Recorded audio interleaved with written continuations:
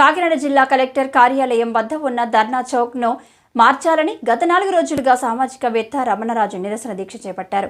అయితే అఖిలపక్ష నేతలతో కలెక్టర్ జరిపిన చర్చలు సఫలం కావడంతో రమణరాజు దీక్ష విరమించారు.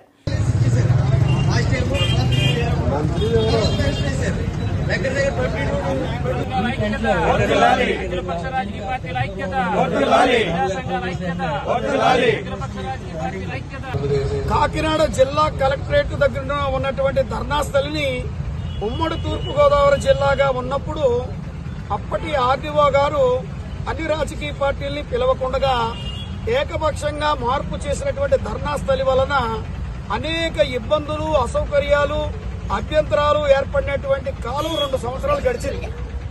మరి ఇటువంటి పరిస్థితుల్లో ఈ సమస్యను